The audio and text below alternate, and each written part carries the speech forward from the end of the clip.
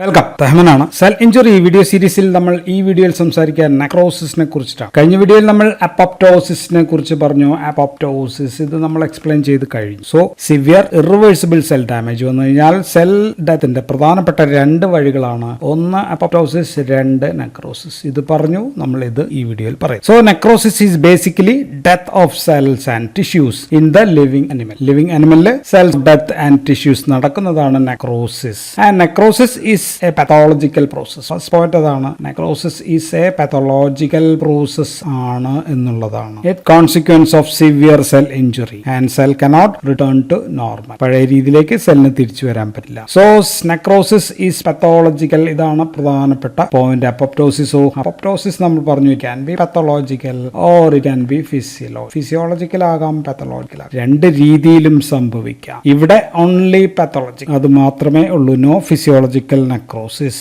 രണ്ടാമത്തെ പോയിന്റ് പറയാം. നെക്രോസിസിൽ എ ഗ്രൂപ്പ് ഓഫ് ടിഷ്യൂ ആണ് നശിക്കുക. So a group of tissue ആണ് നശിക്കുക. Area of tissue, localized area of tissue അങ്ങ് നശിച്ചു പോവുകയാണ്. അപ്പോപ്റ്റോസിസിൽ അങ്ങനെയല്ല. സിംഗിൾ സെൽ നശിക്കാം, അല്ലെങ്കിൽ സ്മോൾ ഗ്രൂപ്പ് ആണ് നശിക്കുക. ഒരു ചെറിയ ഗ്രൂപ്പ് ആണ് നശിക്കുക. ഇവിടെ കുറെ അധികം സെല്ലുകൾ ഒരുമിച്ചാണ് നശിക്കുക. A group of contiguous cell group ആണ് ഇവിടെ നശിക്കുക. ആൻഡ് നെക്രോസിസിൽ ഈ സെല്ലുകൾ നശിക്കുന്നത് മിക്കവാറും പ്രീമെച്വർ ആണ് എന്നുള്ളതാണ്. പ്രീമെച്വർലി ആണ് ഇത് നശിക്കുക. മിക്കവാറും തന്നെ ഇഞ്ചുറി വന്നിട്ടായിരിക്കും നശിക്കുക. അപ്പോൾ ദർ ഈസ് നോ ATP. നാലാമത്തെ പോയിന്റ് ആയിട്ട് എഴുതാം. ATP or energy dependent process അല്ല. So this is passive process. ഇവിടെ നമ്മൾ പറഞ്ഞത് എനർജി ആവശ്യമാണ്, ATP ആവശ്യമാണ്. പ്രീമെച്വർ അല്ല. പലപ്പോഴും അവസാനം അതിന്റെ ഫംഗ്ഷൻ ഒക്കെ കഴിഞ്ഞിട്ടായിരിക്കാം ചിലപ്പോൾ.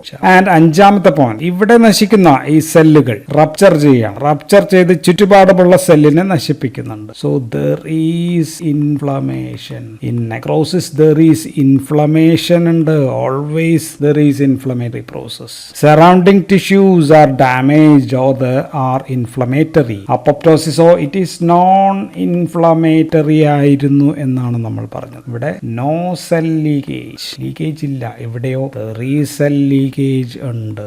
ആൻഡ് ഇവിടെ സെൽസ് ആണെങ്കിൽ വീർക്കുകയാണ്, സ്വെല്ലിംഗ് ആണ്. ഇവിടെ സെൽസോ ചുരുങ്ങുകയാണ്, ഷ്രങ്ക് ചെയ്യുകയാണ് നമ്മൾ പറഞ്ഞു. ഓൺലി സെൽ ഷ്രിങ്കേജ് ആണ് ഇവിടെ നടക്കുക. So in necrosis cells will swell and burst. So necrosis is always accompanied by inflammation to surrounding tissue. ചുറ്റുപാടുമുള്ള ടിഷ്യൂവിൽ നിറയെ ഇൻഫ്ലമേഷൻ ആയിരിക്കും. സോ അപ്പൊ നമുക്കൊന്ന് ഡിഫൈൻ ചെയ്യാം. ഇത്ര നേരം നമ്മൾ പറഞ്ഞത് അപ്പോപ്റ്റോസിസും നെക്രോസിസും തമ്മിലുള്ള വ്യത്യാസങ്ങളാണ് നമ്മൾ പറഞ്ഞു പോയത്. സോ നെക്രോസിസിനെ ഒന്ന് ഡിഫൈൻ ചെയ്ത് കഴിഞ്ഞാൽ necrosis is localised area of death of tissue ആണ്. ഡെത്ത് ഓഫ് ടിഷ്യൂ, ഒരു ടിഷ്യൂവിന്റെ കുറച്ച് ഭാഗം, ഇതൊരു വലിയ ടിഷ്യൂ ആണെങ്കിൽ അതിന്റെ കുറച്ച് ഭാഗം മാത്രം നശിക്കുന്നു. ഫോളോഡ് ലേറ്റർ, എന്താണ് പുറകെ വരുന്നത്? ഫോളോഡ് ലേറ്റർ ബൈ ഡീഗ്രഡേഷൻ ആണ്. ആ ഭാഗം നശിച്ചു പോവുകയാണ്, ഡീഗ്രഡേഷൻ സംഭവിക്കുകയാണ് ഓഫ് ദാറ്റ് ടിഷ്യൂ. ആ ടിഷ്യൂ ഡീഗ്രഡേഷൻ നടക്കുന്നു. ബൈ ആരാണ് ചെയ്യുന്നതെന്നാണ് നമ്മൾ പറയേണ്ടത്. ബൈ ഹൈഡ്രോലിറ്റിക് എൻസൈംസ് വഴിയാണ് നശിക്കുന്നത്. ആരാണ് ഈ ഹൈഡ്രോലിറ്റിക് എൻസൈംസിൽ വിടുന്നത് എന്ന് വെച്ച് കഴിഞ്ഞാൽ ലിബറേറ്റഡ് ബൈ ഡെഡ് സെൽസ്. മരിച്ച സെല്ലുകൾ തന്നെയാണ് ഹൈഡ്രോലിറ്റിക് എൻസൈംസിനെ ലിബറേറ്റ് ചെയ്യുന്നത്. ഡെഡ് സെൽസിൽ നിന്ന് പുറത്തു വരുന്ന സെല്ലുലാർ ഹൈഡ്രോലിറ്റിക് എൻസൈംസ് മൂലമാണ് ഇത് സംഭവിക്കുന്നത്. No role of caspases. നമ്മൾ അപ്പോപ്റ്റോസിൽ കാസ്പേസസ് പറഞ്ഞായിരുന്നു. ഇവിടെ കാസ്പേസസിനൊന്നും ഒരു റോൾ ഇല്ല എന്ന് പറയാം. സോ നമ്മൾ ഡിഫൈൻ ചെയ്തത് necrosis is localized area of death of tissue followed later by the degradation of tissue by hydrolytic enzymes liberated by the dead cells എന്ന് പറഞ്ഞു. So ഇതാണ് ഡെഫിനിഷൻ. ആൻഡ് ഓൾവേസ് പാത്തോളജിക്കൽ ആണ്. Cell leakage ഉണ്ട്. Inflammatory ആണ്. Passive ആണ്. Group of cells or part of tissue ആണ് നശിക്കുക. അപ്പൊ ഇനി നമുക്ക് പറയേണ്ടത് what are the different types of necrosis. 5 തരം നെക്രോസിസ് ആണ് നമ്മൾ ഇവിടെ പറയാൻ പോകുന്നത്. വൺ ഈസ് കോയാഗുലേറ്റീവ് നെക്രോസിസ് ആണ് ഒരെണ്ണം. രണ്ടാമത്തതും സി തന്നെയാണ്. അതിനെ നമുക്ക് കോളിക്വേറ്റീവ് എന്ന് വിളിക്കാം. കോളിക്വേറ്റീവ് നെക്രോസിസ് ഓർ എളുപ്പത്തിൽ പറയാൻ പറ്റുന്ന അതല്ല, ലിക്വിഫാക്റ്റീവ് നെക്രോസിസ് എന്ന് വിളിക്കാം. മൂന്നാമത്തത് കേഷ്യസ് ആണ്. CASEOUS caseous necrosis. ഇനിയുള്ള രണ്ട് സ്പെഷ്യൽ ടൈപ്പ് ആണ്. നാലാമത്തത് ഫാറ്റ് നെക്രോസിസ് ഉണ്ട്. അഞ്ചാമത്തത് ഫിബ്രിനോയിഡ് ഓർ ഫൈബ്രിനോയിഡ് നെക്രോസിസ്. നമുക്കിത് ഓരോന്നായിട്ട് നോക്കാം. അപ്പോൾ ഓർക്കാൻ സുഖത്തിന് CCCFF എന്ന് എഴുതാം, അല്ലെങ്കിൽ CLCFF എന്ന് ഓർത്താലും മതി. ആദ്യത്തേത് കൊയാഗുലേറ്റീവ് നെക്രോസിസ് ആണ്. ആൻഡ് ഇതിനെ പറ്റിയുള്ള first point, this is the most common, ഏറ്റവും കോമണസ്റ്റ് നെക്രോസിസ് ടൈപ്പ് ഏതാണെന്ന് ചോദിച്ചാൽ അത് കൊയാഗുലേറ്റീവ് നെക്രോസിസ് ആണ്. ആൻഡ് ഇതിൽ തന്നെ ഏറ്റവും കൂടുതൽ കാര്യം കൊണ്ടുണ്ടാകുന്നത് ദാറ്റ് ഈസ് ഇഷ്കീമിയ മൂലമാണ്. ഇഷ്കീമിയ ഉണ്ടാകുമ്പോൾ ഹൈപ്പോക്സിയ ഉണ്ടാകും. സോ ഇഷ്കീമിക് ഹൈപ്പോക്സിയ മൂലമാണ് ഇത് ഉണ്ടാകുന്നത്. ഇതാണ് പ്രധാനപ്പെട്ട കാരണം. ആൻഡ് ഓൾസോ മൈൽഡ് ബേൺസ് മൂലം ഉണ്ടാകാം. എങ്കിലും കൊയാഗുലേറ്റീവ് നെക്രോസിസ് മോസ്റ്റ് കോമണസ്റ്റ് ആണ്, മിക്കവാറും ഉണ്ടാകുന്നത് ഇഷ്കീമിക് ഹൈപ്പോക്സിയ മൂലമാണ് എന്നും പറയാം. സോ ഇവിടെ സപ്പോസ് നമുക്ക് ഇതൊരു സെൽ വരയ്ക്കാം. ഞാൻ ജസ്റ്റ് സ്ക്വയർ ആയിട്ട് വരച്ചു പോയി, എന്നാലും കുഴപ്പമില്ല. ഇത് ന്യൂക്ലിയസ് ആണ്. ഇതെന്റെ സംഭവങ്ങളൊക്കെയാണ്, ഇങ്ങനെയൊക്കെ ഉണ്ട്. ഓക്കെ, സംഭവങ്ങളൊക്കെ ഇതിനകത്ത് ഉണ്ട് എന്ന് വിചാരിക്കാം. ആൻഡ് ഇത് നശിച്ചു കഴിഞ്ഞാൽ ഇതിന്റെ സൈറ്റോപ്ലാസ്മിക് ഡീറ്റെയിൽ എന്ന് വെച്ചാൽ ഇവിടെ ഉള്ള ഡീറ്റെയിൽ ആണ്. ഇത് നമ്മൾ മെംബ്രെയിനസ് ഡീറ്റെയിൽ എന്ന് വിളിക്കും. ആൻഡ് ഇതിനെ നമുക്ക് ന്യൂക്ലിയസ് ആണ്, ന്യൂക്ലിയർ ഡീറ്റെയിൽസ് എന്ന് വിളിക്കാം. സോ സൈറ്റോപ്ലാസ്മിക് ഡീറ്റെയിൽസ്, ഇതിനെ നമുക്ക് മെംബ്രെയിനസ് ഡീറ്റെയിൽസ് അല്ലെങ്കിൽ നമുക്കതിനെ ആർക്കിടെക്ചറൽ ഡീറ്റെയിൽസ് എന്ന് വിളിക്കാം. സോ 3 ഡീറ്റെയിൽസ് വെച്ചിട്ടാണ് നമ്മൾ പറയാം. ആൻഡ് ഈ സെൽ നശിച്ചു കഴിഞ്ഞാൽ എന്താണ് സംഭവിക്കുക എന്ന് വെച്ചാൽ ജസ്റ്റ് ഇത് ഇങ്ങനെ വരച്ചു വെച്ചാൽ ഓക്കെ, തീർന്നു. ഹിയർ എന്തൊക്കെ ഇപ്പൊ നശിച്ചു? സൈറ്റോപ്ലാസ്മിക് ഡീറ്റെയിൽസ് എല്ലാം പോയി, ന്യൂക്ലിയർ ഡീറ്റെയിൽസ് എല്ലാം നശിച്ചു. സോ സൈറ്റോപ്ലാസ്മിക് ഡീറ്റെയിൽസ് പോയി, ന്യൂക്ലിയർ ഡീറ്റെയിൽസ് എല്ലാം പോയി. ആകെയുള്ള എന്താണ്? സെൽ ആർക്കിടെക്ചറൽ ഡീറ്റെയിൽസ് അല്ലെ, ഒരു outline of cells remain or preserve. സെല്ലിന്റെ ഒരു ഔട്ട്ലൈൻ ഇങ്ങനെ നമുക്ക് കാണാൻ പറ്റും. ഓ, ഇതായിരുന്നു ആ സെൽസ് ഉള്ള സ്ഥലം അല്ലെങ്കിൽ ആ സ്ഥലം. സോ സെൽസ് അല്ലെങ്കിൽ ടിഷ്യൂ ഏതാണെന്ന് തിരിച്ചറിയാം. Tissue can be recognised. ആ ഏരിയ നമുക്ക് തിരിച്ചറിയാനായിട്ട് പറ്റും, ബാക്കിയുള്ളത് നമുക്ക് കാണാൻ പറ്റും. ആൻഡ് സൈറ്റോപ്ലാസം മിക്കവാറും പെയിൽ ഒരു ഇസിനോഫിലിക് നേച്ചർ ആയിരിക്കും.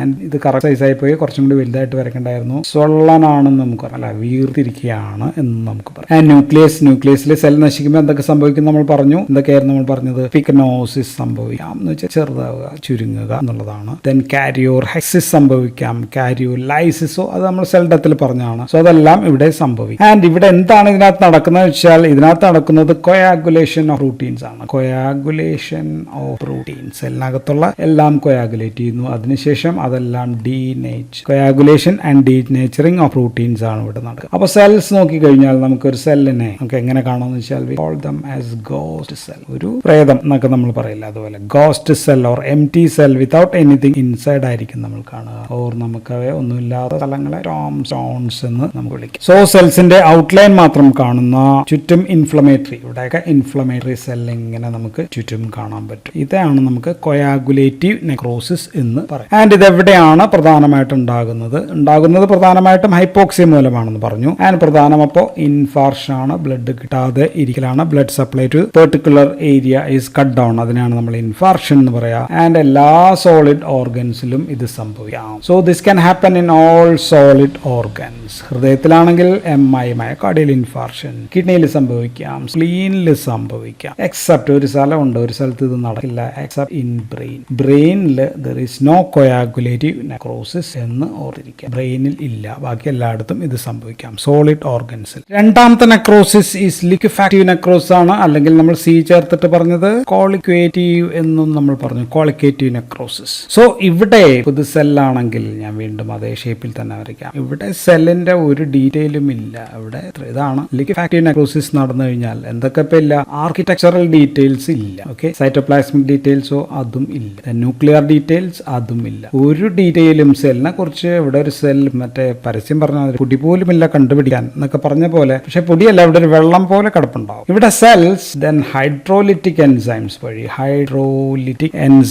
വഴി ഒരു സെമി ഫ്ലൂയിഡ് മെറ്റീരിയൽ ആയിട്ടാണ് ഇങ്ങനെ ഒരു വെള്ളം പോലെ ഇങ്ങനെ കിടക്കുകയാണ്. സോ അപ്പൊ ഏകദേശം നമുക്ക് ഇങ്ങനെ വരച്ചു വയ്ക്കാം. ആൻഡ് ഇതപ്പോ എവിടെയാണ് ഉണ്ടാകുന്നത്? ഇത് നോർമൽ സെല്ലാണ്. അപ്പൊ എവിടെയാണ് ഉണ്ടാകുന്നത് ചോദിച്ചു കഴിഞ്ഞാൽ pyogenic bacterial infection. So pyogenic bacterial ഇൻഫെക്ഷൻസിലാണ് ഇത് കൂടുതലായിട്ടുണ്ടാവും. ധാരാളം ന്യൂട്രോഫിൽ, അവിടെ ചുറ്റും ധാരാളം ന്യൂട്രോഫിൽ ഇവിടെ എത്തുന്നുണ്ട്. And this neutrophil and also bacterial enzymes, ഇവിടെ എത്തുന്ന ബാക്ടീരിയൽ എൻസൈംസ്, ല്യൂക്കോസൈഡ്സ് എല്ലാം, ഈ എൻസൈംസ് ഈ സെല്ലിനെ മൊത്തം വെള്ളം പോലെ ആക്കുന്നു, ലിക്വിഫൈ ചെയ്യുന്നു. സോ അപ്പൊ നമുക്കൊരു പസ് ആയിട്ടായിരിക്കും കാണുക, pus easy, okay. And affected area അപ്പം നോക്കിക്കഴിഞ്ഞാൽ അത് സോഫ്റ്റ് ഏരിയ ആയിരിക്കും. നടുവിൽ ഒരു ലിക്വിഫൈഡ് സെന്റർ, ഇത് എഫക്റ്റഡ് ഏരിയ കിട്ടിയ നടുവിൽ ഒരു ലിക്വിഫൈഡ് സെന്റർ ഉണ്ട്, ചുറ്റും സോഫ്റ്റ് ആണ്. ആൻഡ് ഇവിടെ നെക്രോട്ടൈസ്ഡ് പ്രോട്ടീൻസ് നമുക്ക് കാണാനായിട്ട്. ആൻഡ് ഇതിന് ചുറ്റും ഒരു ഞാൻ വരച്ചതാണ്, ഒരു സിസ്റ്റ് വാൾ ആയിട്ട് കാണാം, ഒരു സിസ്റ്റ് വാൾ ഫോർമേഷൻ ഉണ്ട്. ഈ സിസ്റ്റ് വാൾ എന്ന് വെച്ചാൽ ബ്ലഡ് കാപ്പിലറീസ് ആയിരിക്കാം. ഇപ്പോൾ ബ്രെയിനിലാണെങ്കിൽ നമുക്ക് ഗ്ലയൽ സെൽസോ ഇങ്ങനെയൊക്കെയുള്ള സംഭവങ്ങളൊക്കെ വന്നിട്ടുള്ള ഒരു സിസ്റ്റ് ക്യാപ്സ്യൂൾ അല്ലെങ്കിൽ സിസ്റ്റ് വാൾ നമുക്ക് കാണാം. ഫൈബറസ് കണക്റ്റീവ് ടിഷ്യൂ ആണ് ഈ സംഭവം. ഫൈബറസ് കണക്റ്റീവ് ടിഷ്യൂ ആണ്. ആൻഡ് ഇതിനു ചുറ്റും ഒരു ഗ്രാനുലേഷൻ ടിഷ്യൂ. സോ ഇത് സാധാരണ ഉണ്ടാകുന്നത് നമ്മൾ പറഞ്ഞു പയോജനിക് ബാക്ടീരിയൽ ഇൻഫെക്ഷൻ മൂലമാണ് എന്ന് പറഞ്ഞു. അല്ലാതെ ഇഷ്കീമിയ വഴിയും ഉണ്ടാകാം. ആൻഡ് ഇത് നടക്കുന്നത് പ്രധാനമായിട്ടും ബ്രെയിനിലാണ്. ബ്രെയിൻ നെക്രോസിസ് ഇങ്ങനെയാണ് അല്ലെ. നമ്മൾ മറ്റേ നെക്രോസിസ് കൊയാഗുലേറ്റീവ് നെക്രോസിസ് പറയുമ്പോൾ അവിടെ നടക്കില്ല എന്ന് പറഞ്ഞു ബ്രെയിനിൽ. പക്ഷെ ഇവിടെ ലിക്വിഫാക്റ്റീവ് നെക്രോസിസ് ആണ് നടക്കുന്നത് എന്ന് പ്രത്യേകം ഓർക്കുക. So the necrosis in brain is not coagulative, it is liquefactive necrosis. ഇനി നടക്കാവുന്നത് പാൻക്രിയാസിലാണ്. പാൻക്രിയാസിൽ എവിടെയാണെന്ന് ചോദിച്ചാൽ ഇൻസൈഡ് പാൻക്രിയയുടെ അകത്ത് പാൻക്രിയയുടെ പാരൻകൈമൽ സെൽസ് ഓർ ടിഷ്യൂലാണ് ലിക്വിഫാക്റ്റീവ് നെക്രോസിസ് നടക്കുക. മൂന്നാമത്തെ നെക്രോസിസ് ഈസ് കേഷ്യസ് നെക്രോസ് ആണ്. കേഷ്യസിനെ നമുക്ക് ചീസ് ലൈക്ക് നെക്രോസിസ് എന്നും നമുക്ക് വിളിക്കും. ഇവിടെയും ഓൾ ഡീറ്റെയിൽസ് വീണ്ടും ഞാൻ വരയ്ക്കാണ്. ഇവിടെ ഓൾ ഡീറ്റെയിൽസ് ഉള്ള നോർമൽ സെൽസ് ആണ്. ആൻഡ് ഇവിടെ വരയ്ക്കുമ്പോൾ ഇങ്ങനെ നമുക്ക് വരച്ചു വെക്കും. ഓൾ ഡീറ്റെയിൽസ് എന്തൊക്കെ ഡീറ്റെയിൽ ആണ്? സൈറ്റോപ്ലാസ്മിക് ഡീറ്റെയിൽസ് ഇല്ല,